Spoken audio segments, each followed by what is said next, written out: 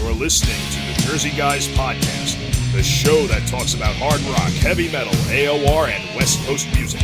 In-depth conversation and special guests are always on tap, so settle in and turn it up. Now, here are your hosts, Tom and Mark.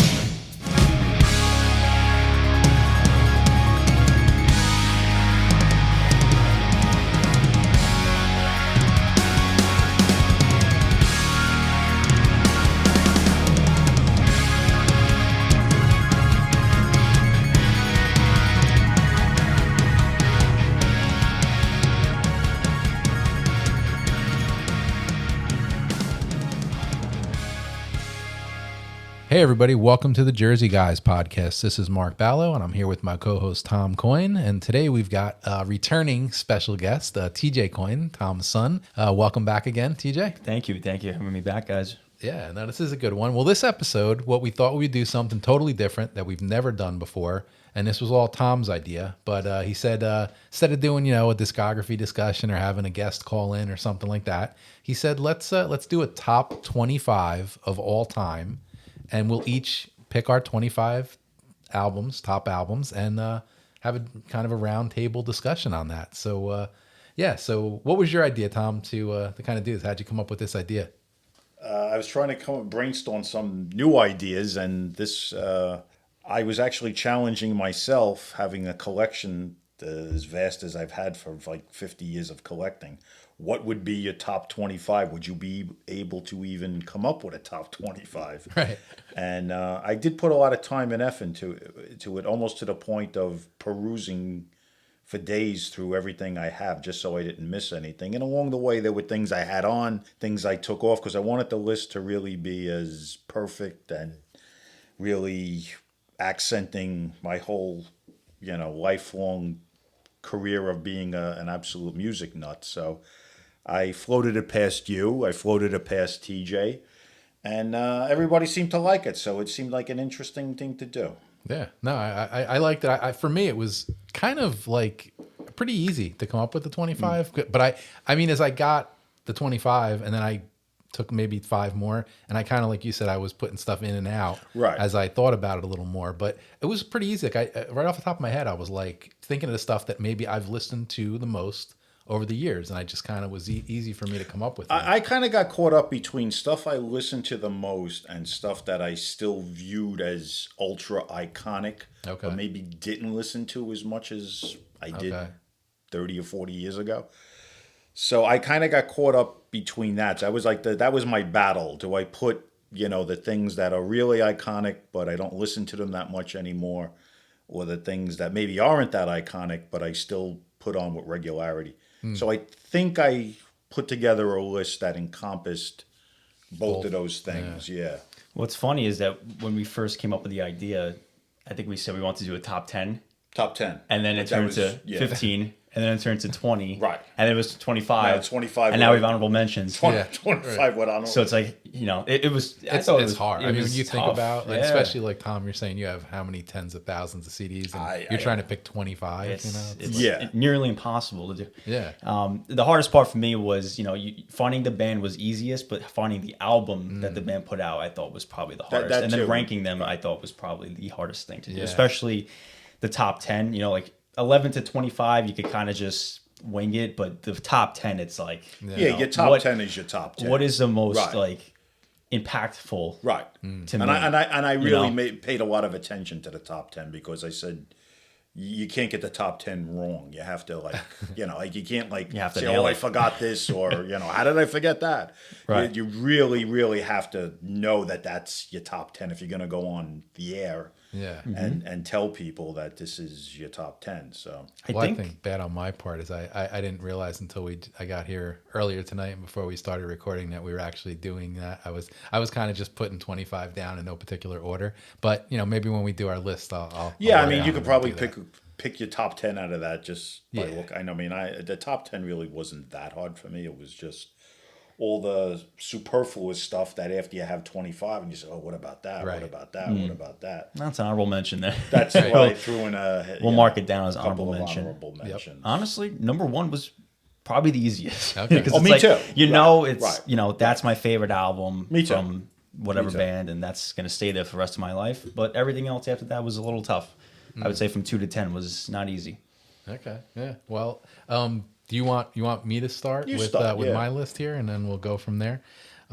Basically, what I did is, like I said, I didn't actually do a top 10, top 25, 1 through. I just kind of jotted 25 albums down with a few honorable mentions, and I figure I'll throw them out there, and I'll give you my thoughts on each. Right. And so we'll start with that. So first of the top 25, I'm going to go with Bon Jovi. These Days, it's their 1995 album. And I know a lot of people, you think about Bon Jovi's classic stuff, the Slippery When Wet's, the New Jerseys, but just something about this 95 album. I thought it was the band's best songs, most mature songs, some really great songs on this album. Probably their last great album. Yes, yeah, probably. So right. Yeah, that I include that. It's always been my favorite album. It was my favorite tour when I saw them on that tour. They were, just playing long 3-hour shows and featuring a lot of songs from that album, and it was a great album. Number 2 for me is Marillion, Season's End from 1988. That's the debut album with Steve Hogarth on vocals after Fish left. And that album, I can't tell you how many times I've listened to that. And it's an album I'll put on and I'll just listen to for like days, nothing else but that. I guess we should just put in there where I'll just mention that none of us know each other's lists really. So this is the first time I'm. Yeah, we've thrown a couple here and there. We asked before we started. I'm kind of digesting this. That's a hell of a pick. That's a real good pick. But thank you. And then for me, number 3 is Taiketo, Don't Come Easy from 1991. That was the band's debut album. And when I was trying to think of what I was going to say about this album, I was like, to me, the best thing I can say is this album is like a comfy old pair of shoes to me. Right. Just something about the songs are like, they're just, everything about them. I know it really encompasses that era of music, like that later 80s, that New York, New Jersey sound. Yes. Totally. And that's just exactly where I came from. Terrific Jersey record. My whole life. So that's number 3. Number 4, I have Toto, Turn Back from 1981. This is the band's 3rd album. To me, a very Beatlesy album.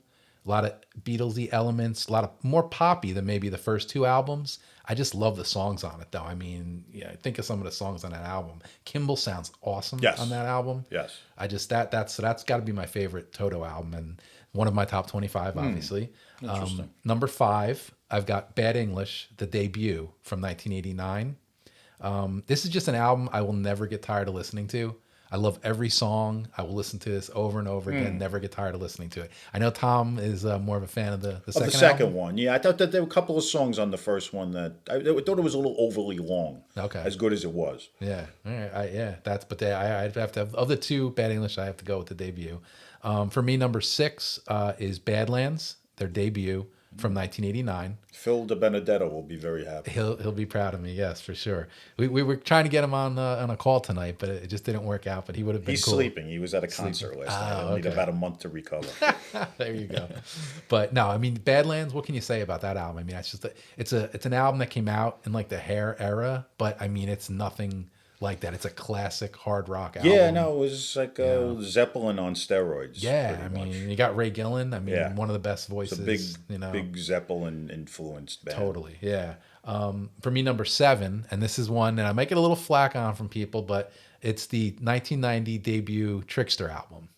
Oh, I'm a big fan of that. I know you are. TJ's probably like, who? But I mean, Trickster for me, obviously being a Jersey band and the age I'm at, and I grew up seeing this band in the clubs before they kind of hit it big.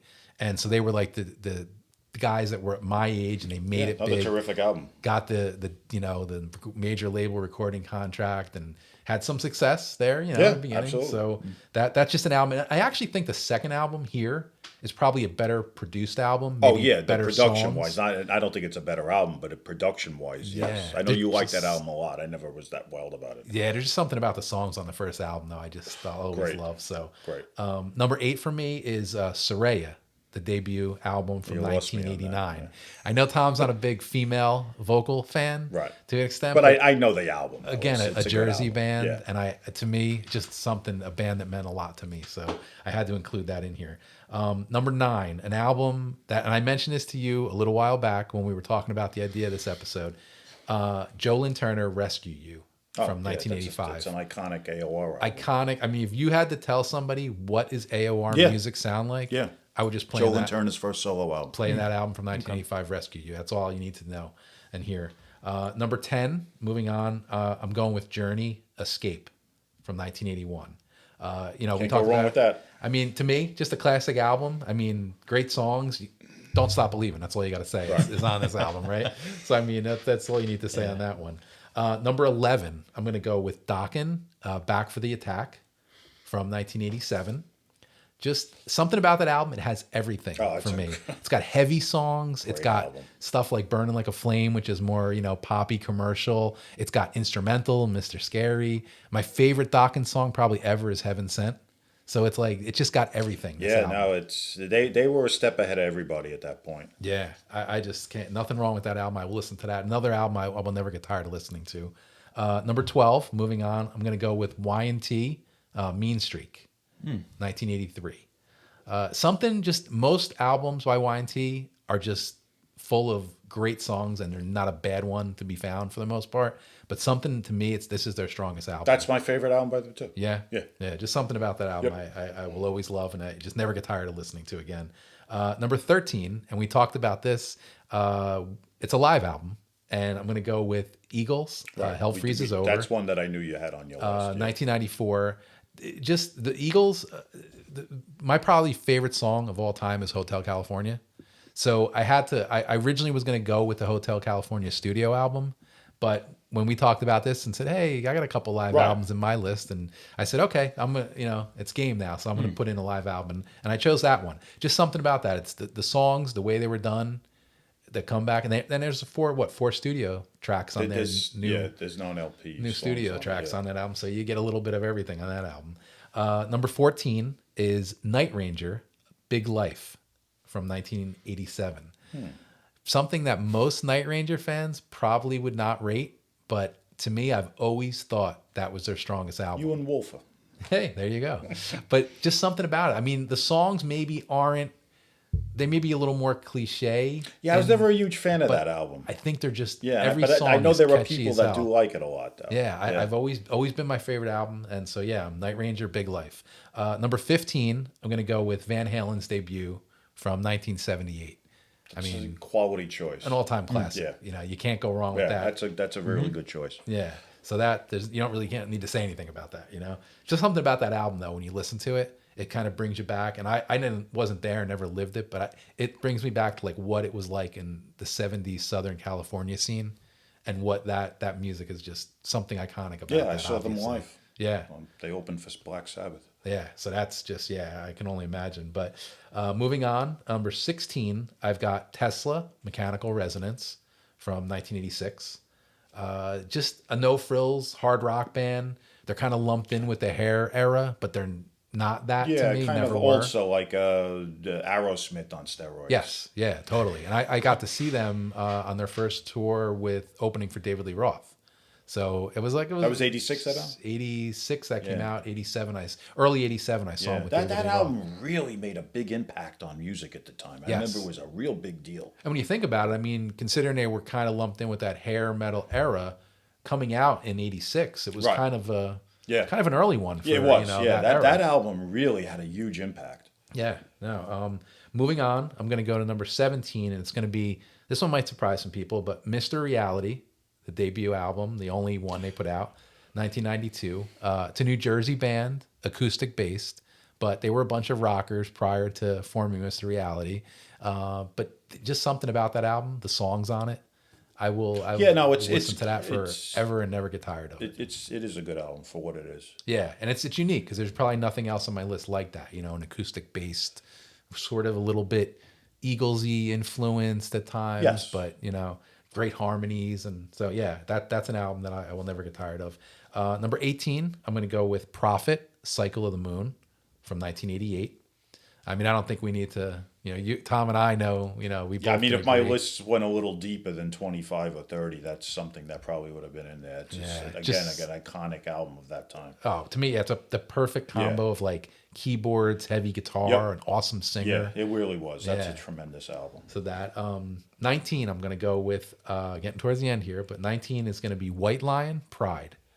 1987. That wouldn't be my choice with them, but well, I'll tell you why. To me, at that time I got to see the band on that MTV concert they did. Right, that was from the Ritz. Yeah, I got to see him there. Obviously, a guy like Vito Bratta, right, had never got enough credit. Kind of like the Eddie Van Halen sound. I liked him better. Player, great player, and probably he was tastier than Eddie Van Halen. Yeah, well, probably my favorite guitar solo of all time is in Wait. Yeah, that's a great solo. That's like melodic as hell. That's what he was so good. I love that solo, so I had to include that. Number 20, we're getting down towards the end here. For me, Queensryche, Operation Mindcrime, 1988. That was one that I'll just digress for a second. Yeah. I really wanted to squeeze in somewhere on my list. And I didn't because it was just such an impactful album. I absolutely agree with you on that. Yeah, I mean it's just classic concept album. Yeah, it was put the band on the map. It probably the best record of the second half of the 80s. Yeah. From 85 to 90. Right. It might have been the best album. Yeah. Yeah, no, I had to include that. Now, and that was a concept album, obviously. So when I thought of Queensryche, I immediately thought of my number 21, which is Sabotage, the Streets album. So another kind of concept-y rock opera album. That wouldn't definitely not be my choice for them. But okay, you're more of the earlier stuff. I would say, right? For me, it would have been probably. Oh, geez, Fight for the Rock. Really? I'm teasing.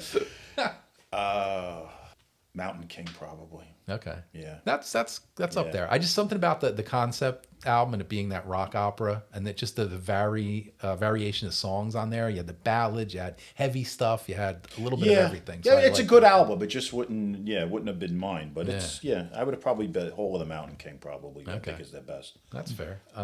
Moving on to number 22, I have Whitesnakes, 1987. I mean, to me, what can you say about this? John Sykes playing on this thing.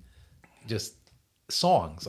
They redid songs from the earlier era. See, that was they pumped them up. They did. See, that was one of the reasons I never really was crazy for that album because I was very old school Whitesnake, and the United States, they never really made it big in the United States, so everybody thought those songs were like new songs. Yeah, right. And there was a bunch of them that were redone. Oh yeah, yeah. So like I always kind of I get it. It was Sykes. The other stuff didn't have Sykes, but I was never that nuts for that album like everybody was, and I never liked the production on it either. I love the songs. I mean, they're just and the stuff that you talk about, Here I Go Again or Still of the Night, right? Right. Those are like the MTV songs. Still of the Night was one of the best songs of the whole decade. What about songs like Crying in the Rain? Crying in the Rain, but that's an old song too. Yeah, true. Right. Yeah, but they made it they put it on steroids. Right. In this album, oh yeah, no, it was with Sykes' leads. Yeah.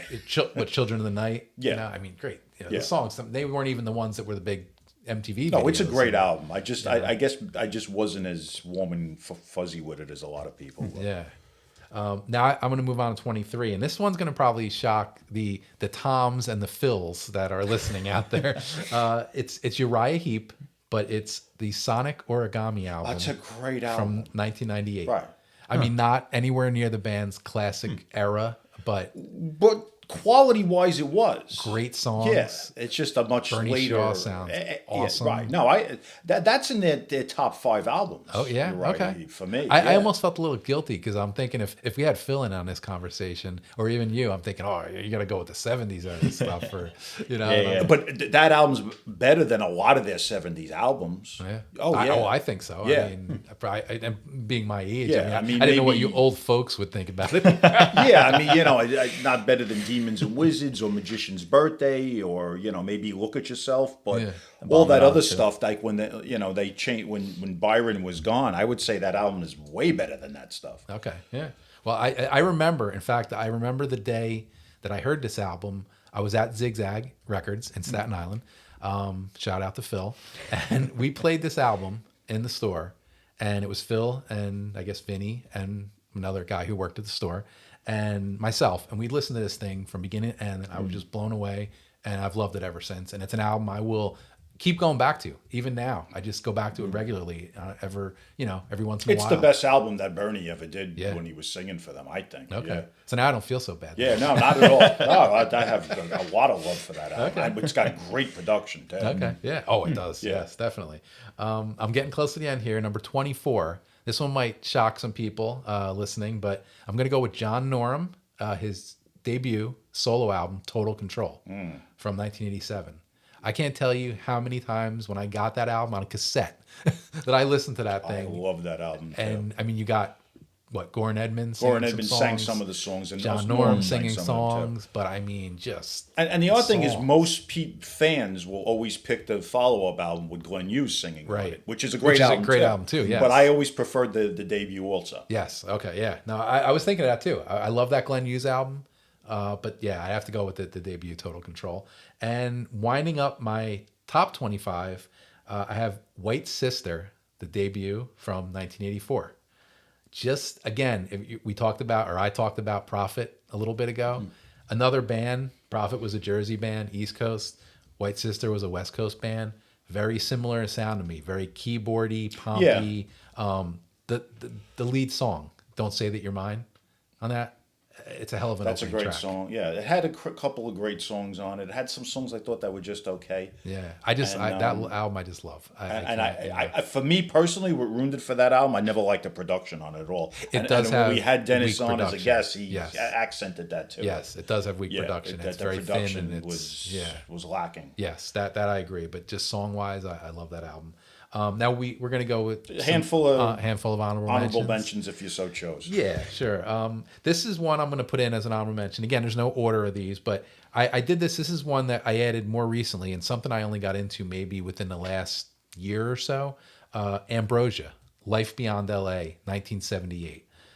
It's just this album, this band. A lot of people know they're popular, love songs and the things, but I mean, this album, it's like proggy, it's like that 70s pop kind of mixed in with it. Right. Well, there were two sides to that band. There were sides that everybody knew from the radio, and there was the sides that they were all really good musicians, and they wrote stuff that was sometimes more in the vein of the Toto, more progressive stuff. Yeah. If anybody out there only knows like the 3 or 4 songs you hear on Yacht Rock station or whatever, and those songs are great too. They are, but tune into check out the Life Beyond LA album. Number 2 honorable mention for me is an album, and we talked about this a little bit ago, is Rush, but not one of the classic eras. It's Roll the Bones from 1991. And this was actually the album I probably got into the band. I think I saw them live for the first time on that tour. And for me, it's like you got the 1-2 punch on this album. The first 2 songs, you got Dreamline and Bravado. And that's probably, to me, 2 of the best Rush songs. It was a strong period for them. I liked them through the 80s and early 90s a lot. I mean, you can bust on people, the song Roll the Bones, a little hokey, it got a little rappy thing in the middle, but I didn't mind that song. It was what it was at the time, in 1991. Number 3 of my honorable mentions is Bonfire, and it's the Fireworks album. And I'll tell you, with this album, when I first got in, I was introduced to Bonfire on this album, and I remember hearing this song on WSOU radio, which was Seton Hall College radio station here in Jersey. And the song "Sweet Obsession" was a song I heard on the radio, and I was like, "Who is this?" Dan, I tracked down the cassette. That's an album I have Fireworks. to take it, for some reason I was thinking the one right after that, which is very good too. Yeah.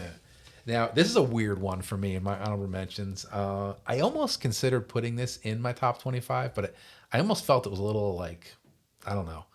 Like it didn't, not deserving of, but I love the album. Red Dawn, Never Surrender, with David Rosenthal. From Rainbow. Now with Billy Joel for many years. Yes, I think he's still with Billy Joel. Still is with Billy Joel. He's Billy Joel's keyboard player. Forever. Oh yeah, But I mean, just that album and the singer Larry Baud, right? Yeah. I mean, he sounded like a hoarse Joe Lynn Turner. Yeah, right? Like a husky voice Joe Lynn Turner. And that album had very good production. Very good production, budget. Great songs. Yeah. And you're right, a small budget and an indie type thing. No, that's a very good record. But I had to throw that in there in the honorable mentions at least. Another honorable mention, I'm going to go with the band, and I asked you about this earlier before we started recording. Vane, their debut album, 1989, No Respect. To me, it's simply one of the, and I'm not a huge glam rock guy, but this is probably one of the best debut glam rock albums to me that came out in that period. Glam, sleaze, glam, yeah. Like I just I think it probably is the best. I don't think that album gets enough credit from anybody ever, you know. But I think a lot of people, if they're into that stuff and you ask them, they probably say yes, that's one of the best debut albums. So that goes on the list in my honorable mentions. Another honorable mention, and I've got just two more, but I'm gonna go with Honeymoon Suite and the Racing After Midnight album. From 1988. I like the one before it better. Yeah. Well, this album is probably this album's probably not anything that had huge songs like you think of the Honeymoon Suite. Just earlier. that one song that was in the Lethal movie. Weapon song. Yeah. But I mean, yeah, I think every song in this album it was just great. It is a good. It's funny you said that because I listened to that album not that long ago, a couple of months ago. Yeah. Well, it's funny. You look at their image on that album, and they were definitely more embracing the Bon Jovi-ish sort of they image. Looked like they didn't look like a lot of Canadian bands. They didn't look like that, like they did on their earlier albums, you know. So this album, it kind of threw. They had the bandanas and the leather jackets and the Bon Jovi look, the jeans and his t-shirts. But yeah, so that's why I'm going to include that one. But I love that album. And my last honorable mention, I'm going to throw in this one. I actually had in my top 25 initially, and I took it out and. If we had Phil on here, I know he would probably give me a little flack, and even Tom here too, maybe even TJ. But I'm going to go with Rainbow, but Straight Between the Eyes. I'm fine with that. 1982, I love that album. Joe Turner. It's great. I love that album. I mean, it's not. Do you like that album too, right, TJ? Do you? Okay. I mean, it's not Dio era, obviously. No, I mean they were different bands anyway. I don't really, other than the fact of the same name and Richie Blackmore, obviously, they were two totally different bands. Is it Stone Cold on that? Stone Cold on there. Death Valley Drive. Tearing Out My Heart. Oh, yeah, it's just so great songs. Death Great Valley stuff. Drive. Yeah, it's a terrific album. Very good album. Yeah. Okay. I don't feel so What a bad. great cover. Yeah, one of my favorite that's covers. true too. Yeah. Again, I felt a little shame, you know. I was like, if Phil was on the line, Phil would beat you up because he had no use for the Turner era. Right. That's what I kind of figured. But I mean, as you know, I love it. I like it almost as much as Dio. Yeah. Okay. So that's me. I gave you 7 of honorable mentions. I know we were trying to cut it to 5, but it's 25 albums, and it's so hard. It's tough. So that's my list, and we'll feature this up on the website. Like we'll put them up, and people can tear them apart. But I'm going to hand it over to Tom. Okay, and let's give us yours. Number 1, Allman Brothers live at the Fillmore East. A live album, and this is your number 1 album of all time, without a doubt. Wow, without a doubt. It's pretty confident with that one. Without a doubt, without a doubt. Without a doubt. Without a doubt. Yeah. In my opinion, the original Allman Brothers lineup was the greatest band ever assembled. And this caught them, captured them, I should say, at the Fillmore East at their height, obviously before the deaths of Berry Oakley and Duane Allman. And since a kid, it's always been my favorite album. I still listen to it probably a dozen times a year. It was an easy number 1. Now I got to ask you, because I'm not familiar with Allman Brothers Band as much as I know you love them, but are they a band like with so many iconic live albums that the songs in the live setting were better than the studio 100 version? times better. Yeah. Okay. Yeah. Well, they were jammed, right? Right. It was that era which was so different from the 80s. Where you took a song, a 3 or 4, 5 minute song, and turned it into a 20-minute song. Gotcha. That's what I figured. But changed the whole concept of it, and was something that was embraced. When you got into the 80s, it was totally different. Bands tried to do the songs as close, right, as the studio version. And you were lauded for doing that. Oh wow, it sounds just like the album. Right. 70s was the opposite, especially with the bands that had good players in them. Yeah. You know. You didn't want that. You wanted that song to take on a whole different life. So yes, there were a lot of songs that were on their first 2 studio albums that were on that album. A lot of songs that weren't too. and this albums, the songs that were on the studio albums were taken to a whole nother. Like Whipping Post was like a 5-minute song on the album. Right. It was 22 minutes on the. Okay. In Memory of Elizabeth Reed. Same thing with Elizabeth That's Reed. like, I think was about 5 or 6 minutes on. But this. that live version was like 20 minutes. Right. Right. Remember you showed me? I'm like, this is 20 minutes long. I'm not gonna like pay attention to this, but. Yeah. It really kept me hooked the whole time. Mountain Jam. You love Mountain Jam. That's like a half hour. It's like 30 minutes. It was a double album of Eat a Peach, and the whole both sides of one album was one song. Yeah. Wow. So, number 2, I go with my second all-time favorite band, Black Sabbath, Bloody Sabbath, their 5th album. I've always thought, even again from the 70s, this is their best album. It was a very easy number 2 for me. Even though their first 6 albums are all so great with Ozzy, this was always been my favorite one. I want to say this after we're done, but there are a lot of bands that I picked and you picked, but different albums that we picked. Right. So once I tell you mine, we'll go into it. Okay. Number 3, I go with the Allman Brothers again. Eat a Peach. This was the follow-up album to Fillmore East. And it was a half live album, half studio album. The live album were the songs that were left off of the Fillmore East. Okay. So you had One Way Out, Trouble No More, Mountain Jam, and the rest of it was studio albums. It was the last recordings with Duane Allman. He died actually during the recording of the album. There were actually a couple of studio tracks that he wasn't on because he died during the recording of Eat a Peach. That's number 3 for me. Number 4, Johnny Winter, still alive and well. Anybody that knows me knows how much I love Johnny Winter. Idolized Johnny Winter from a kid. I still do. Track down everything I can, old magazines and any type of memorabilia I can get my hands on. This is his all-time favorite record, I think, studio album. From 73 that he put out after he took a hiatus from music for about 2 years because of drug addiction. And this was my favorite studio album by Johnny Winter.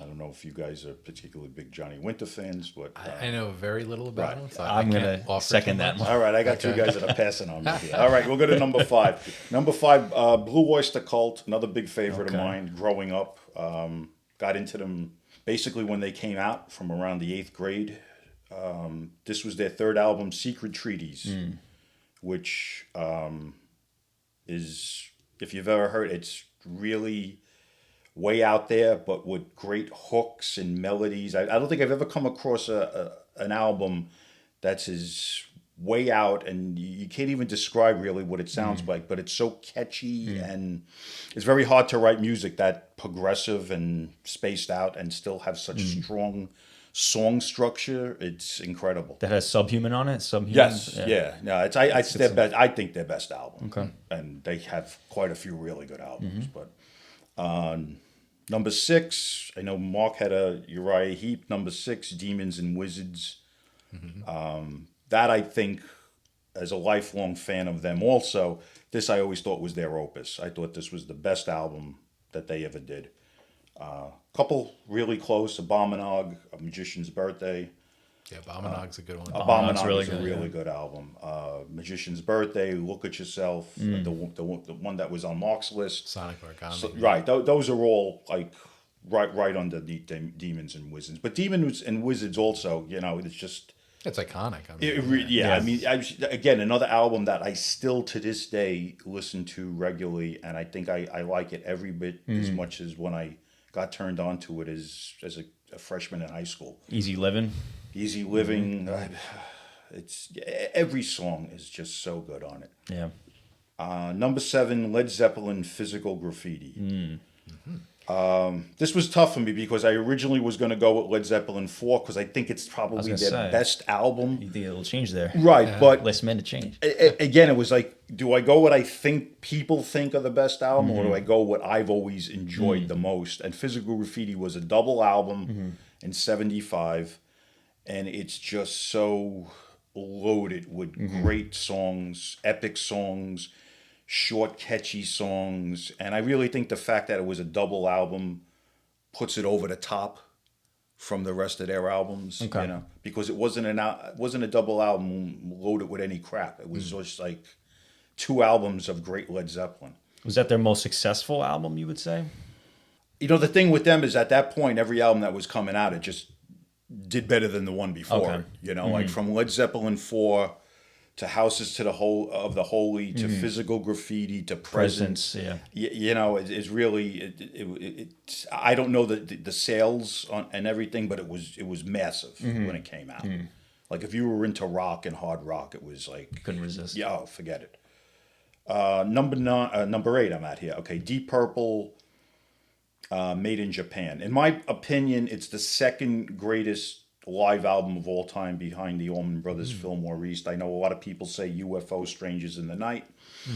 For me, it's Deep Purple, Made in Japan. And this was an easy choice. Yeah. Right. I mean, this was an easy choice for me because it encompassed all the albums before that. So you got all the great songs off the 3 albums before that with Ian Gillan. Yeah, like a greatest hits live. It was a greatest hits live, and again, like the Allman Brothers. This was recorded in '72. The Allman Brothers was '71. All the songs were taken to a really over the top, long, crazy jamming, super heavy. The songs were much heavier than in the studio, so that was an easy one. Number 9, another band from the '70s. It's probably as surprise. Big. Yeah, I mean, right there with Allman Brothers and Sabbath with Jethro Tull, who I got to see in the '70s in their prime, and I go with it's probably their best album. I think most people would agree that Aqualung is, if not their best album, it's right there, and I picked Aqualung. I agree. You agree? I agree. Number 10, another band that I loved. I was very big into Southern rock, although I never really cared for the categorization of it, but that's what everybody knows it as. Another live album, Lynyrd Skynyrd, One More from the Road. And the same thing as with Purple and the Allman Brothers. Songs were more drawn out, a lot of jamming, much longer versions, very heavy, well recorded. And that was 10. Number 11, Rolling Stones, Beggar's Banquet. Very hard to whittle down Rolling Stones, but so many albums. So many albums and so many great albums. I in particular always loved the Mick Taylor period, which was basically from '69 to I guess early '75. Next is number 12 would be the Yes album by Yes. Again, I always thought that was their best album. Has a lot of iconic songs on it. As you know, I think even people that didn't grow up in this generation know the songs that are on that album. 13, Black Sabbath, Mob Rules. I know a lot of people probably think Heaven and Hell, which maybe the guy to the left of you is right. thinking that.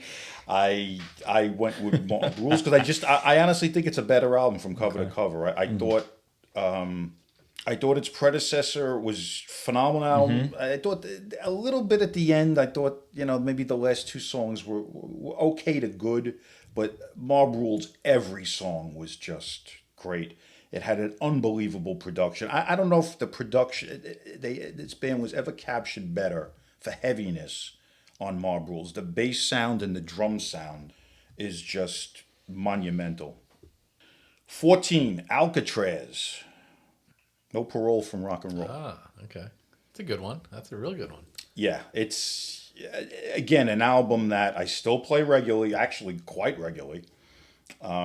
And really different from its time. It introduced a very young 20-year-old Yngwie Malmsteen, who to this day I think this album was the best playing he ever did because it was very melodic and full of the song. We talked about that in the Mark Bowles interview that we did. Right, I brought that up in the Mark Bowles. Right.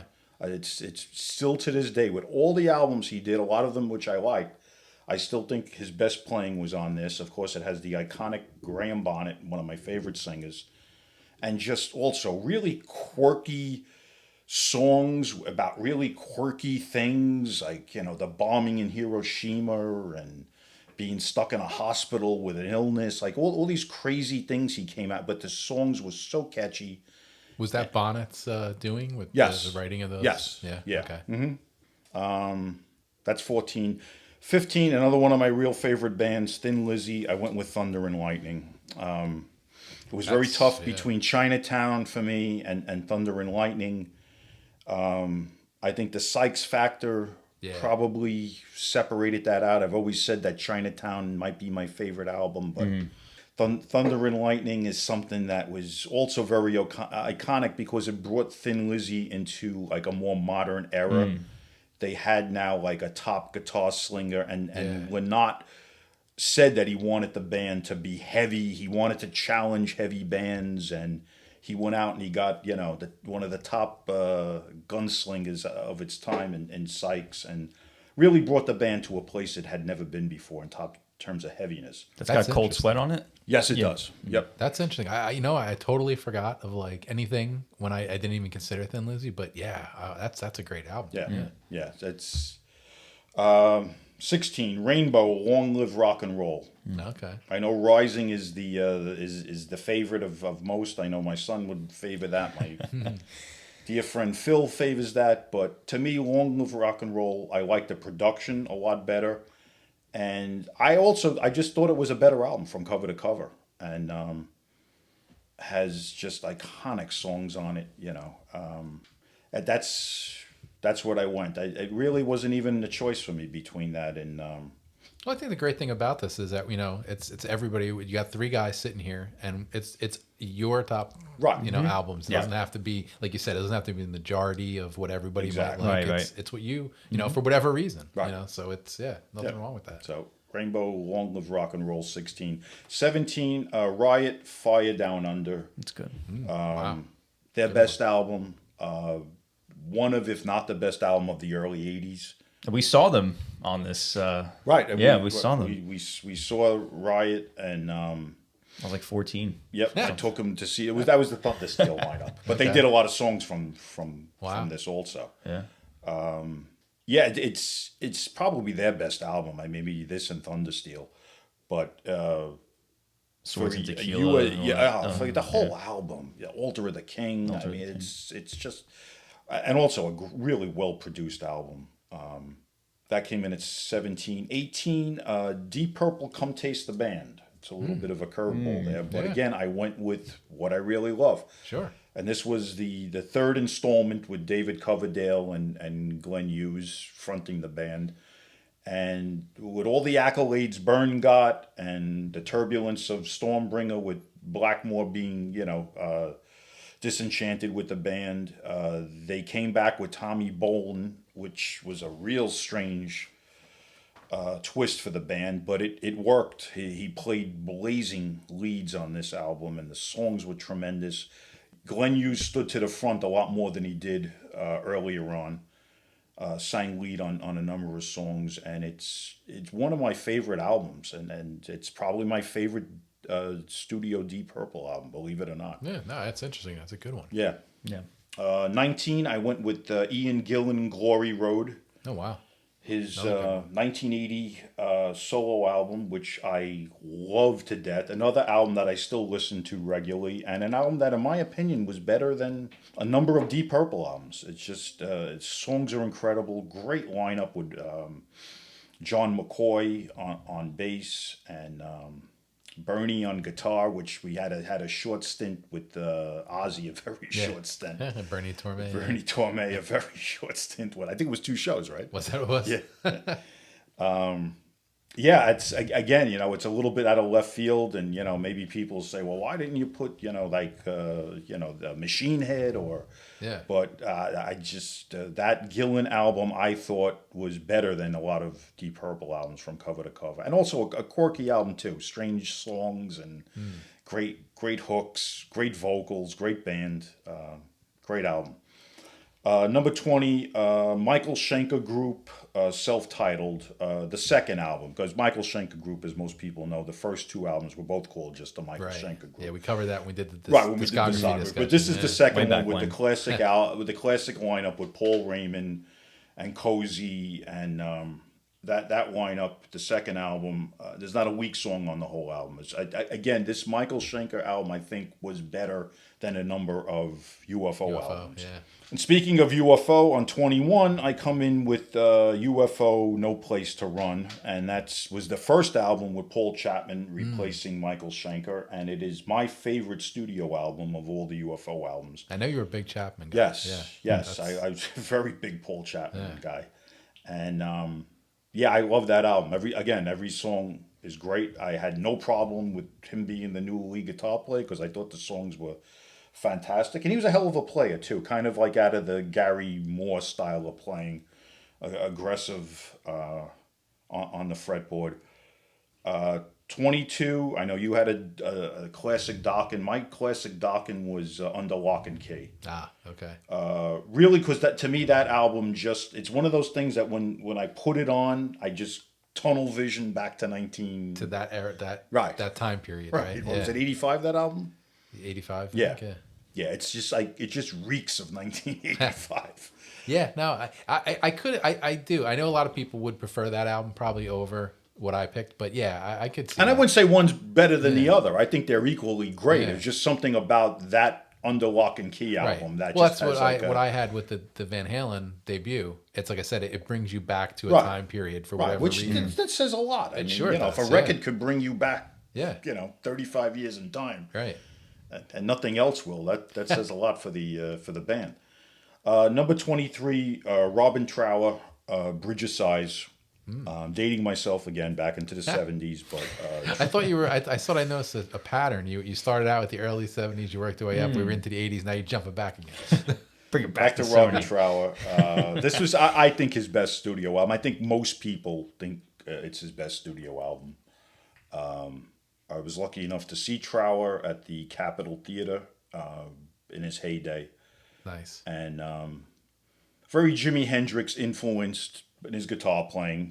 A superior player in my opinion to Hendrix, but had the tone down and the style down, and had the great James Dewar on vocals, one of the great singers of the 70s that never got his just desserts because it wasn't a proper front man. He played bass and he sang. Were you a Hendrix fan? I was. Yeah. I was a big Hendrix fan. Number 24, Ozzy, Diary of a Madman. Always preferred this album over the first one, even before the songs were grossly overplayed on the first one. It just had a few songs on it that I thought were just, out of this world. The guitar playing, the production. And I thought he captured more of that, what he loves to put out there, that evil, nasty, even though we know it's kind of tongue-in-cheek, but I thought he captured that whole thing a lot more than he did on the first album. And that came in at 24. And right on the heels of it is his nemesis counterpart through his career, Ronnie James Dio. And a little bit of a curveball with my pick there, Sacred Heart. As TJ knows, that's my favorite album. And most people go with either, Last in Line or the Holy Diver. Yeah. But I always loved Sacred Heart. The song Sacred Heart I thought was the best song he ever did, at least in his solo career. And I just love all those songs. Rock and Roll Children, Shoot Shoot. That's a great song. There's just so and even many. the song Sacred Heart. Yeah, the song Sacred Heart is really good. Is ridiculous. Yeah. So that's my top 25, and I do have a short honorable mention list, which I'll go through very quickly. Okay. I have the Helicopters, High Visibility. I've been a huge Helicopter fan for years. I know a lot of hard rock metal guys are not into them. I don't know why. That's a band I probably couldn't tell you anything about. And I don't know why, because Helicopters got lumped in from the beginning as a punk band. They were categorized as a punk band, and I know it just turned a lot of people off. And early on, they leaned heavily toward punk, but by the third album, they were away from it. And they're just a really phenomenal, straight-ahead, Swedish hard rock band.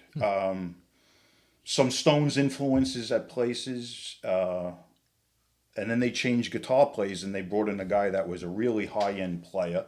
And their songs went to like another level. And for anybody that's never checked them out, I would really suggest this album. It's got great singing, phenomenal songs, great production, little punk influences here and there, but they're really not a punk band, even though that's what most people think they are. And that's why a lot of, especially Americans, have never really discovered how great this band is. My second honorable mention, back into the 70s, Mountain, Twin Peaks, which was recorded in Japan in 74, I believe. Mississippi Queen on there. Yeah. Oh, yeah. Well, that's why, again, I kind of like what the Allman Brothers and Deep Purple made in Japan. I went with this as opposed to a studio album because it contained all their great songs, Nantucket Sleigh Ride, everything. And again, just what, much heavier, much longer versions, Mountain, Twin Peaks, double album. Never in My Life is on Never there? in My Life is on there. Yep. That's good. Yep. I believe it was recorded in Osaka, Japan in 73. 73 or 74. Number 3, again, back into the 70s, Pink Floyd, Wish You Were Here. I was a big Pink Floyd fan in the 70s. What about the 80s? No. We parted company around 1980 with the Wall, which I basically had no use for. But they had a string of phenomenal albums in the 70s, and this was, I thought, the best of them. Better than Dark Side of the Moon? I'd rate it a little bit ahead of Dark Side of the Moon. It's real close with Animals, which is a personal favorite of mine. Yeah. Dark Side of the Moon, Wish You Were Here, Animals, that's the real meat and potatoes of Pink Floyd for me. Yeah. At that point, I was as big into them as I was any band. But they put the brakes on that with the Wall. So, and then when Roger Waters left, I don't know, it was like one of those things that just, Pink Floyd without Roger Waters was just, I don't know. Never the same. Never really sat right with me. Just a couple more honorable mentions and I could shut my mouth for a while. This one I think Mark will definitely cozy up to. King's X debut, Out of the Silent Planet. Yes. All right. That's a band I had considered. Their debut album, a lot different than all the other things of its kind. And I always give them that credit because there was so few bands I thought in the 80s that were totally original. And these guys were totally original. And to this day, nobody sounds or sounded like them. I mean, talk about them in at that time, in that era of their existence, the live shows they did. You talked about a bunch of live albums. I mean, the shows were just... Yeah. I saw them on the second tour, the Gretchen tour. Yeah. I saw them at L'Amour's with Phil and Vinny, and they played every song from both albums. Oh, yeah. They were a great and live for band. three guys, never saw three guys that could right. do an album like you wouldn't even... There wasn't one note out of place. Yeah. That was number 4. Number 5, Heavy Pettin', Letting Loose, their debut album. Nice one. Yeah, which is just, they've always been kind of compared to Def Leppard because they came out at the same time. And a lot of people thought that early on that Heavy Pettin' was going to be the bigger of the two bands, but obviously it didn't work out that way. But I would take Letting Loose. As much as I do like early Def Leppard, I would take Heavy Pettin' Letting Loose over anything Def Leppard ever did. Good honorable mention there. I like that one. Yeah. And my final honorable mention, which I've always referred to this album for years as the greatest AOR album of all time, so I felt I had to stick it in here. Shooting Star Silent Scream. Wow, good one. Yeah. And I've always been very adamant about that. I think it is the perfect AOR album. I don't think anything has ever trumped it. Obviously, a band that was very regional in the States. It wasn't really well known on the East Coast. Right. Never really took off particularly big overseas. They had their hot spots in the Midwest where they were huge, and kind of lived in the shadow of Kansas a little bit. Yeah. They employed a lot of keyboards and violin on some songs.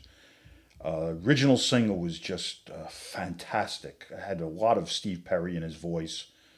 That's it. That's a wrap. That's a good one. I like that. Good way to end up. Okay. Nice. Now we're going to move on to TJ. And I'm looking forward to this one here because I mean, we all know this. TJ's been on the show before. 21? 22. 22 now. Yes.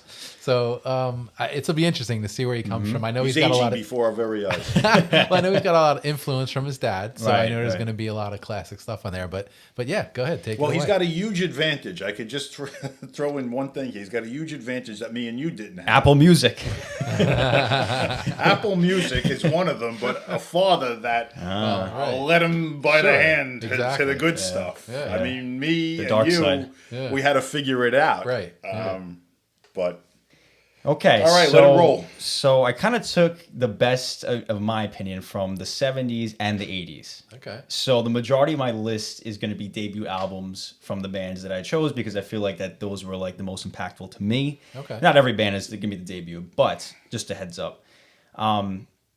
Majority of the stuff is from early 70s and early 80s, and there's a little bit in the later 70s. So here we go. So number one, my all-time favorite album is going to be from my favorite band of all time, AC/DC, Back in Black from 1980. Wow. The first album with Brian Johnson. I feel like whenever I hear these songs, you know, Back in Black itself, Shoot to Thrill, you know, You Shook Me All Night Long, all these songs, like it's just, I don't know what it is. It just they're like, great adrenaline-fused songs. There's exactly. No question When about someone it. asks Yeah. me like, what music are you into? I'll say, oh, I'm into rock. Like, oh, well, what's your favorite band? I'll say AC/DC.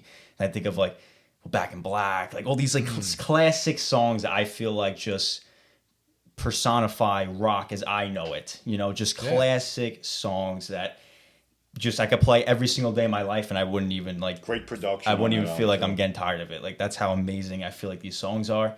I know there's a lot of, you know, debates about Brian Johnson's, you know, voice and him not being as good as Bon Scott, but I just feel like this guy right here, Pointing at Tom. the senior over here. And I see that and I totally understand that. I can see why people would think that, but I just feel like these songs are just like from top to bottom, like just classic after classic after classic, like just almost like just perfection to me. I mean, you know, here's they're a just band that, so good. They lost their original Right. singer, right? And then they come back with this album. This is as their the first album with first Bon album. Scott. Come on. Absolutely. It's like, yeah, you're right. The songs. I always were thought just- Mark Storace would have been a better fit. So clocking in at number 2 is Dio's Holy Diver. So I mentioned in the I think it was the Black Sabbath discography that this was like my favorite album of all time.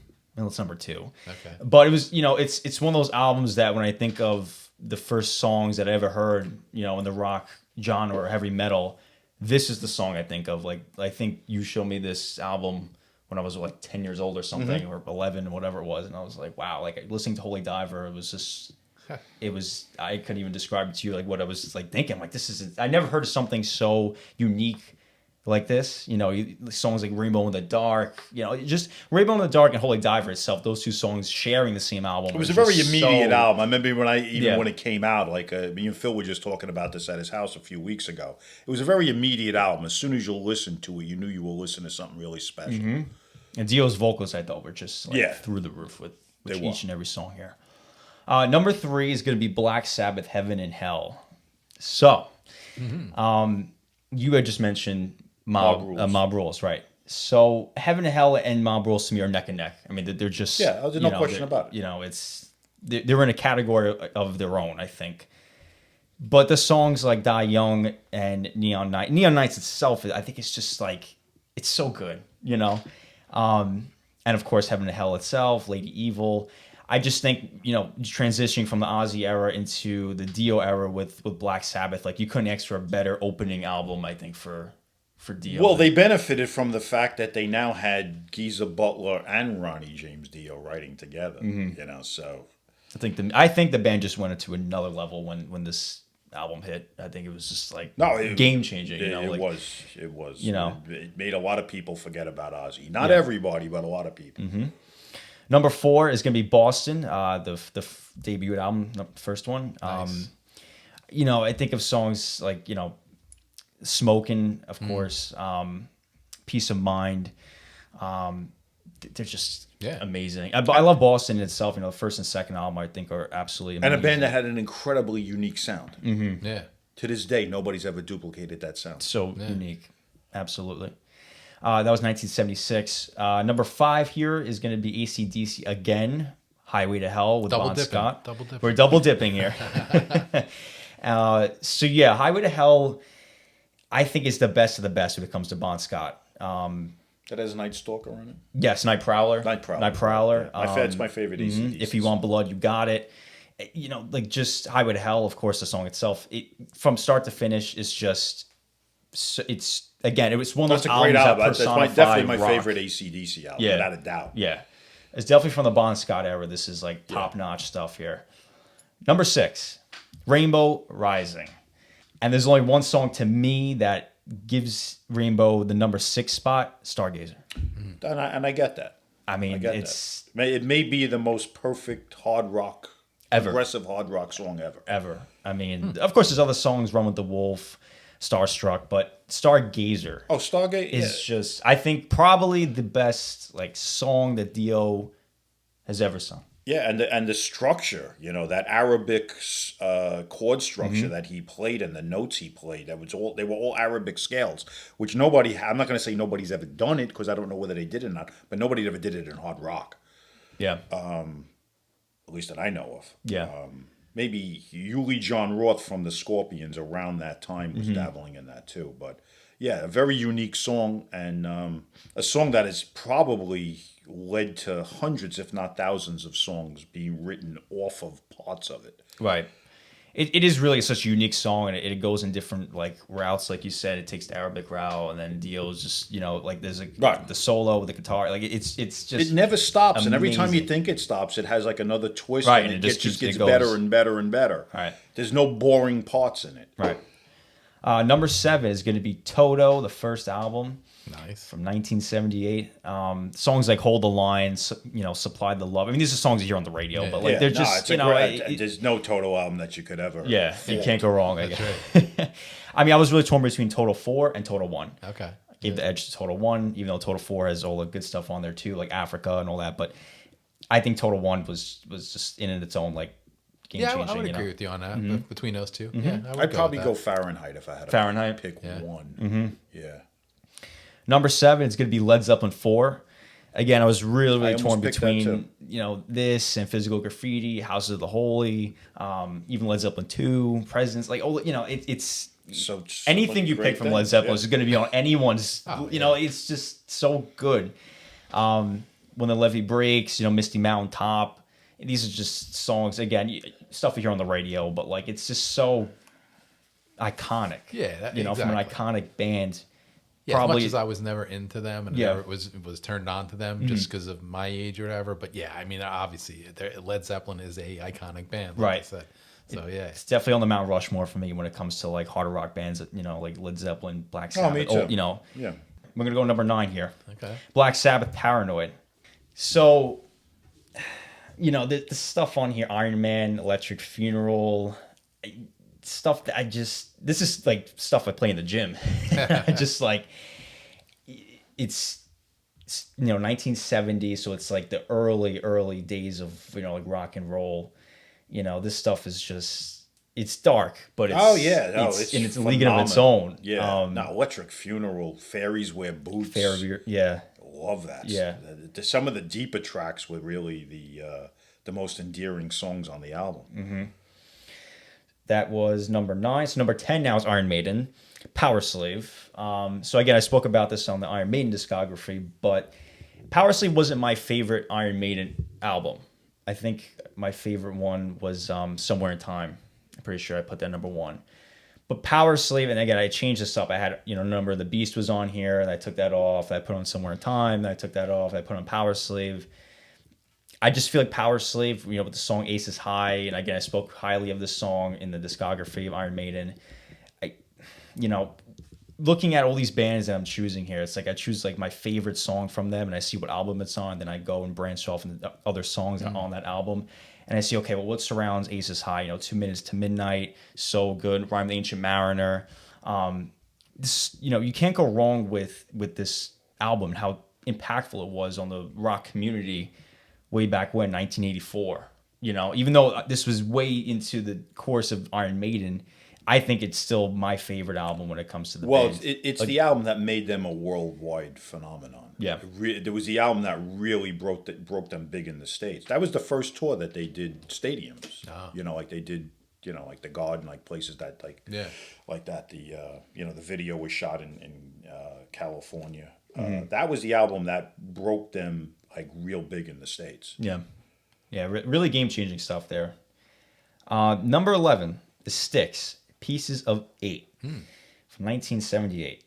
So, again, a song we hear a lot on the radio, Renegade is on here, but a song that you don't hear a lot on the radio, which again I spoke of in the Styx discography, is Queen of Spades. Yes. These songs are just game changing. Like I remember you saying that. Yeah, we talked about the you're a Styx guy that's discography. really touched by Styx. I mean, that's great. I know you like have like a special Phil is like that too. With them. Yeah. And Blue Collar Man, of course, is on there as well. I just think it's Dennis DeYoung's best vocals. Yeah, his voice was great on that. And I know this album was so tremendously, I know it put the band over the edge at the time. It did. That was the really album elevated that them.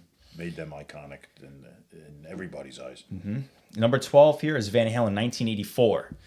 A very commercial album, and I get that. But it's one of the first vinyl records that I had is from this album, 1984. So it does have a special place in my heart. I think it was like the second vinyl that I owned. But again, the songs on here, Jump, Hot for Teacher. Well, the band kind of introduced the synthesizers into their mix and they took some heat from some of their fans at the time. That album was not well received by everybody at the time it came out. There were people that liked it, and it got a lot of bad press that they were selling out and they were going commercial. No, Eddie wanted to do the synthesizer. Right, Eddie thing, Van Halen was behind the whole thing, but they took a fair amount of heat. I mean, I think people, warmed up to it, but it was not really totally well received when it came out. Yeah. It does have a different sound, and I get that. It does have the commercial sound to it, but again, these are songs I could play every day and just love it every second that I have it on. So that was number 12. Number 13 here at Bon Jovi is Slippery When Wet. Wow. 1986. Huge record. Obviously. Yeah. Again, you could say they're all commercial songs, but they're just, in my opinion, just so good. It put the band on the map for sure. That's no doubt. A lot of them were songs that were commercial because they became so popular. They overplayed over they over really the years. Weren't a lot of them weren't really poppy songs. They had great chord structures and playing, and some of the songs are longer, a lot of keyboards. They weren't really cheesy type of songs. They just became really huge. And I always look at that album as being a big game changer at the time because all of a sudden everybody wanted to sound like Bon Jovi. You remember that? No, of course, yeah. I mean, that's the album that I got into the band, and I mean, but like I said, from a fan, at one point, Bon Jovi was my favorite band. But I mean, like I said, when I look at the whole picture, I went with what I went with, but I certainly can understand your point of view on that. Yeah. That album was so big that you saw bands in Europe and UK were changing their sound. We saw that with Saxon, UFO. Yeah. Guys were dressing like them. Guys were adding all of a sudden a lot of keyboards and wearing a little bit of makeup. Yeah, that formula. And it was a hugely accepted record. It really was a game changer in a lot of ways. It really was. Living on a Prayer, of course. Oh, the songs are love tremendous. A band name. Yeah. I mean, you think about what that band did at that point. They started 1986 when that album came out, and they were opening for 38 Special. That's right. And then by the end of a year and a half later, they're one of the biggest bands in the world. Right. So, they had big slots in stadium gigs. Yeah. Number 14 is going to be Deep Purple, Machine Head. And I know you went a different route. For a reason, yeah. Because I could have easily put that album on too. Right. And, listening to Deep Purple for the first time way back, a couple of years ago, this was all the songs on this album were the first songs that I really was introduced to the band. Of course, Smoke on the Water, but Highway Star, those songs I first listened to them, I was wow, this is really heavy. This is, it captures hard rock, heavy metal to a T. It was way ahead of its time. Yeah, and this was 71, so this is as early as you could get. Yeah. Number 15 is gonna be Def Leppard, High and Dry, from from 1981. It's a good one. Yeah. Their best album, I think. Yeah, I would agree with that. Definitely their best album. Number 16, Jethro Tull, Aqualung, from 1971. When I listened to the song itself, Aqualung, which I was introduced to, not too long ago, maybe like a year or so ago. Yeah, I only got you into Tull maybe a year ago, I would say. I was listening to Aqualung. I'm like, this is different. It's not bad or good. It's just different than like the so traditional like rock. Written. Yeah. It was amazing. I mean, most of the album is written. It's like a piss take on the Catholic religion. The hypocrisies of Catholicism, especially like in the UK. In the UK, yeah, dating back like centuries ago. Yeah, wow. Really, really cool stuff there. Number 17 is gonna be Steely Dan. Can't Buy a Thrill, first album. Wow. 1972. Excellent choice. Yes. The songs on here are just like they're catchy. I'm not gonna say. Well, it's kind of a different, like, heavy. It's just catchy. They didn't have their total sound yet. Yeah, it's very hippie sounding. Yeah. Even look at the album cover; it's all like hippie stuff from. This is. And Skunk Baxter had a big influence on that album. He was doing all the leads for them at that time, and it's a kind of a different sounding album for what they became. The songs on here, Do It Again, Reeling in the Years. These are songs like I go fishing. I'm like I could put it on the background and kick back and relax. Do It Again. To me, always sounded like a Santana song. Yeah. Remember the first time I heard it? I remember I heard it on the radio when it came out. The album came out. I thought it was a Santana song. A really old school, like early 70s sound. Yeah. That's number 17. Number 18, Lynyrd Skynyrd, first album, pronounced Lynyrd Skynyrd, from 1973.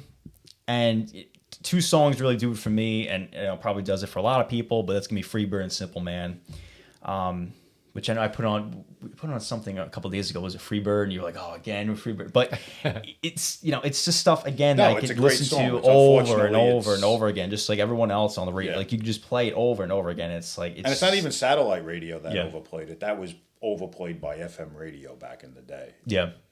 Oh, so it's that old joke, right? When everybody's like in the at like a bar and they yell out "Freebird," play Freebird, exactly. It's a running joke. Exactly. Like my friends still do that. We'll go out to put on the phone and like go "I'll play Freebird," like to the whoever's like performing, try to get their attention.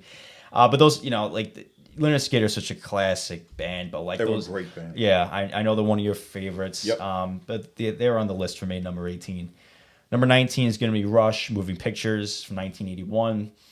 The song Limelight for me is just, I could listen to it every single day, and it's just amazing. XYZ, these songs like that. It's nothing like that's, I wouldn't say it's anything like amazing, it'll blow you out of the water, but like it's just like from top to bottom, like just classic song after classic song, like just one after another. I know it's not their best album, but like it's such a great album that I could listen to like every day. Like Limelight is such a good song.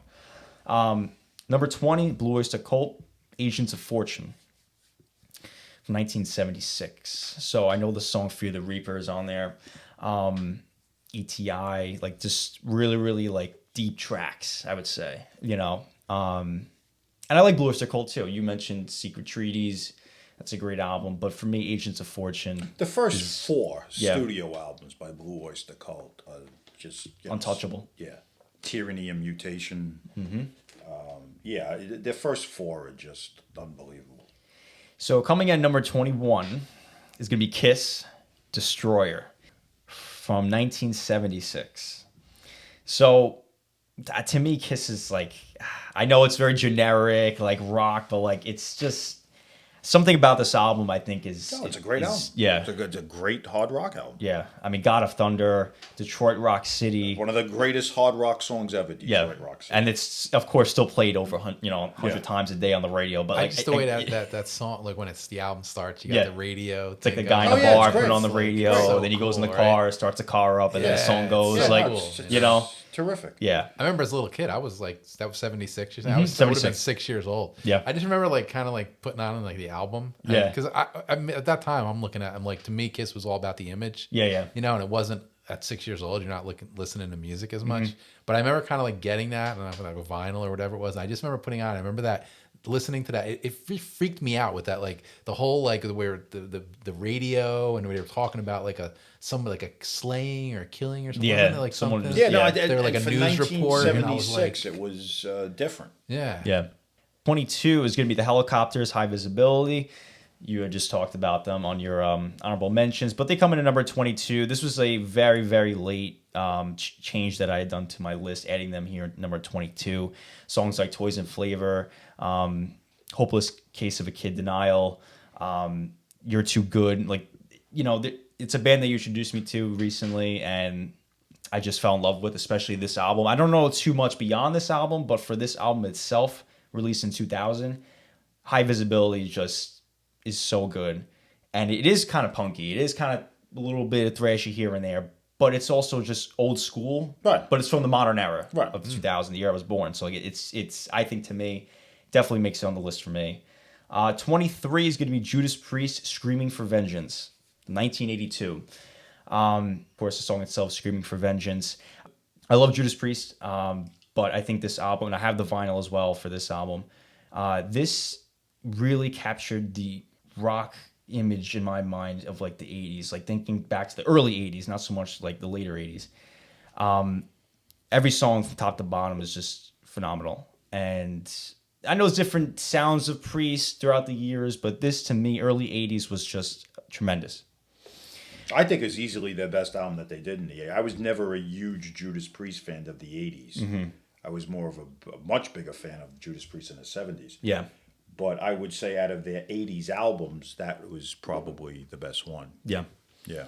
Number 24 is Uriah Heep, Demons and Wizards. Again, I mentioned Easy Living when you were talking about this album. Rainbow Demon. Again, this is early 70s stuff, proggy sounding. Really just very, very unique sounding. A lot of Hammond organ. Yeah, yeah, for sure. And number 25 is going to be the Rolling Stones' Some Girls from 1978. You know, I know it's not like an extremely heavy album, but the songs that are on there, like Miss You, Beast of Burden, again, stuff that you can just kick back and like relax. That's a terrific and album. I always say that was the last great Rolling Stone album. Yeah. So that's my list. A band I was never a fan of, I could say, but I mean, yeah, you just the two songs you mentioned, great songs. Yeah, that was a terrific album. I would say that was, in my opinion, that was their last great album. Yep. And there you have it. Okay. And you have honorable mentions? I do not. No honorable mentions. All right, you played it by the book. You played it by the book. Very textbook. There's one thing I did want to add that I wanted to say at the beginning, should have said at the beginning. I did purposely omit the Beatles because I grew up a tremendous Beatle fanatic.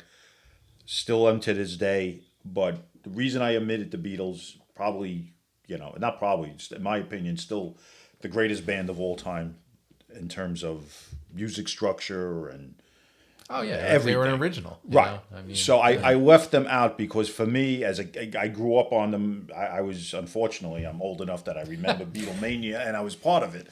I couldn't. There's no way I could pick the White Album from Abbey Road or Sgt. Pepper or from Rubber Soul or Help so I left the Beatles out because if I was really going to do it the right way, I probably would have taken up 7 or 8 slots with Beatles albums. So. Yeah, I know for me, like when we were doing this and when I first started to put my list together, I was like, well, what we kind of cover, and I think Tom and I being friends for so long, I think we and you obviously just showed it with your list, a lot of 70s, Allman Brothers, stuff like that.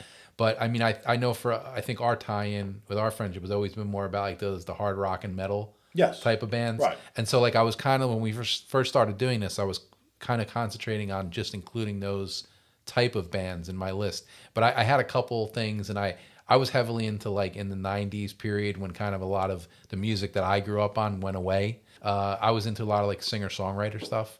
And I was into stuff like Edwin McCain. I remember when you Michael McDermott. Michael McDermott, you were really was a big. Guy was, and they have there's 2 albums by one album each by those guys that I absolutely love, but I didn't include them in the list because I felt it was sort of. I did the same thing. Because there was one particular Grateful Dead album that I absolutely adore. Yeah. There's a couple of Crosby, Stills, Nash and Young albums that I love. But I felt like it's really like, it's veering off a little. Yeah, because we do a podcast that's basically based on, hard rock. Yeah. Or, hard rock, some metal, some AOR. Right. But I felt it was really starting to get off the path too much to start going Grateful Dead and Crosby, Stills, Nash and Young and, stuff like that. So I left things I tried to make it a little bit more mainstream. I think it was. I would say of this whole, all the albums that were talked about tonight, I think the ones that probably threw me for the biggest loop is you two guys picking the Helicopters, because it's a band I'm not familiar with whatsoever. A couple of years back, I was talking to you about them, but I'll have to try this album out. I'm telling you, it's this really album good. is yeah. I think there's nothing you would not like about it. Okay, no, I'll give it a shot for sure. High visibility. Okay. Yeah. I mean, they have a load of great ones, but I would start with that one. It's the one I got TJ into. Okay. Yeah. So there are a lot of bands, like I said, that we share, but different albums that we picked. Right. You know, which I think is pretty interesting because you lived through all this. Unfortunately, I've lived through all of this and then some. And I didn't. So it's like looking back, at all this stuff, it's like, for example, like you look at the 2 Dio albums that, with Sabbath, like you picked Mob Rules, I went Heaven and Hell. So we took a lot of different routes. Led Zeppelin, I went with 4. You went with Physical Graffiti. Even Rainbow, I went Rising. You went Long Live Rock and Roll. So there's a lot of things that just kind of like parallel each other. But like I would give a slight edge to something, and you would give a slight edge to something else. So I think it's pretty interesting to see the parallels there between all these bands that we share, but different albums that we consider like our favorite. Yeah, and that's sometimes the hardest part. It was the hardest part for me too. Is bands that you really love. Like, how do you pick that one album sometimes? Yeah. And like the Sabbath, what you're talking about, I went with Mob Rules because there's something about the heaviness and the way that album was recorded that I just preferred a drop over the predecessor, which you could go either way, you know. But there were a lot of those, as the Deep Purple stuff. There's so much Deep Purple that I like of different eras, and try to whittle that down. But I even got Ian Gillan in there, I almost actually put Perpendicular in my list, and I just have such great memories of that. Did you see them on that tour? I saw them on that tour, Beacon Theater. I went too. Yeah, we didn't go together, but I know we were both there at the same time. That show, I'll always just in my memory. It was the night before Thanksgiving. It was the night before Thanksgiving, 1996, and I will always remember that. I'll always remember the traffic.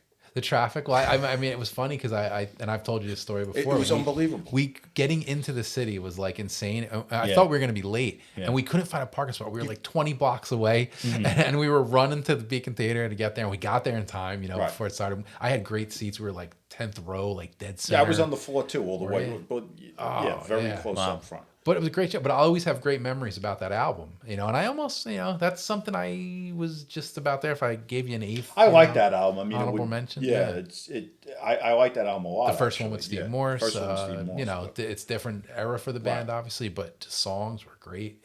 So, and then seeing them in concert on that. Yeah, tour, and you had that lineup was still songs. Intact. Yeah, John Ward was still there, and obviously Ian Pace and Ian Gillan and Roger Glover. So that was but the thing I always remember is the traffic. Yeah. I remember I got there so early. Whoever the opening band is, I remember I wanted to see. I don't remember who it was though. Yeah, I can't recall. Completely missed the opening band. Yeah, I think and we actually did too. got into the theater when they just were coming on stage. Really? Yeah. We were there slightly before, but I think we definitely missed the opening band too. And because I can't it was remember. the night before Thanksgiving, uptown in the city, and the Beacon Theater. There's a park behind it, a couple of blocks, and that was where they were blowing up the balloons. For the Thanksgiving Day parade. So all the people that go there to see, it was a madhouse. Yep. It was unbelievable. I remember that. Every side street you turned down, you sat on for a half hour before you got to the corner. Yes. Yeah. No, I remember, and it was funny because I think after the show, me and a couple friends went to a bar, and they were like, I don't know if they were walking the balloons by or something like that. Yeah. It was wild. When we came, the concert was over. The balloons, you started to see them drifting out. Okay, yeah. But great memory from a great show. But no, this was pretty interesting. Like I said, we've never done this before. We're clocking in at hour and 25 minutes. So anybody that's hung in there with us. The other thing that I found, like listening to, especially TJ's list, there are so many bands that I love that nothing made that. They didn't make the cut. No Iron Maiden, no well, that Toto. was funny when you brought Maiden up. It was like what, 16 in your list or something like that? Number 10. Yeah, or 10. Yeah. I was Judas like, finally Priest, someone said Maiden. Right? I was like, I couldn't believe it. It made it that no long. Steely Dan, no Maiden, no Def Toto, Leppard, no Rush. Well, Def Leppard. I mean, I really was only really big on the first 3 albums, so I could see where that But I know Judas Priest, Boston. That's a good one. Yeah, someone like me. Another band that clicked in my mind that I was huge into for a long time in the '70s and early '80s was the Scorpions. Nothing by them. Nothing by them for any of us. Yeah. Nope. Yeah, for me, I'm obviously, and it's strange because you're looking at the dynamic here. And we've talked about this before. Is Tom and I? We have 11 years between us, and I've always said that I'm more of an '80s child. I grew up in the '80s, so it would stand the reason that I'd be into like the hair era of that, the arena rock period that was going on. So you look at my list, and there's a ton of that stuff on there. And but then it's funny because here's TJ at 22, but it's so influenced from his dad as far as music stuff. So there's a lot of parallels. But it was interesting, like you said, how you each had similar bands but different releases, different albums. So that was kind of cool. Yeah. For me, having grown up through all these eras, the biggest difference between the '70s and the '80s were in the '70s. If you were into like bands, if you were like a guy, like a music guy, like we are, you liked pretty much all this stuff. Like it was very accepted to be into Crosby, Stills, Nash and Young and be into Black Sabbath. Right. It wasn't. There was no like. Right. And the '80s, everything like became very what's the word I'm looking for? Like compact. Yeah. Like you had to be. You were a metal guy. Right. You were a thrash guy. You were a prog guy. You were an AOR guy. Mm-hmm. You were, and guys usually didn't move out of that. Right. Where in the '70s. My tastes weren't anything that were not much different than most people, Well, we talked about that on one of the episodes in the past where it was like you talk about the shows that went on back then. I think it was an episode when we were doing the Riot one maybe with Phil or something. But we talked about the bands like, I think Phil mentioned it. I don't know if you were at the show, but like Judas Priest played the Palladium and like REO Speedwagon opened or something. Right. And it's like who would have thought, And you look at a band like REO Speedwagon. Right, but that's the tail end of the '70s too. Yeah. I mean, like even more so mid '70s, early '70s. It wasn't strange to be into Pink Floyd and Black Sabbath or Grateful Dead and Leonard Skinner. Yeah, it's two different. Yeah, it was like if you were a music guy, you appreciated all this stuff. And I saw all these bands. I saw the Dead. Yeah, I saw the Dead in their prime at the Garden in 74, 75. Wow. Yeah. So, I was a guy that was like huge into Sabbath and all the hardest stuff of its time, but I was big into the Dead. Yeah. And Crosby, Stills, Nash and Young, and a lot of that hippie stuff I liked a lot. Johnny Winter, which is that's another, that's more in a blues tradition. Mm-hmm. Trower also was, that was the difference between the two. The '80s was like you had to identify. Yeah, it was more defined. Yeah, right. If you were a thrash guy, you were a thrash guy. Right. If you were a metal guy, you better be a metal guy because if somebody found out you liked soming that wasn't metal, they thought you were into metal. Right, you couldn't like Metallica and Bon Jovi. This crappy shit. Like the '70s wasn't like that. It was a much more open. Yeah. You could be into prog band. I was really into prog too, big into ELP. Obviously, Yes was on my list here. Yeah. Yep. UK, all those bands. So it's a difference between the two eras. But interesting stuff. So we covered it all. Yeah. I hope everybody, like I said, hung in and enjoyed this one. I thought it was different. But always listen to it in 2 or 3 different shots. There you go. Mm-hmm. Exactly. So, hey, TJ, thanks for joining us again. Of course. Thank you for having me, guys. It's always fun having you back. Here. Pleasure. Come back very soon. Yeah. And, so hope you guys enjoyed this episode. And we'll be back with another one real soon. So see you later.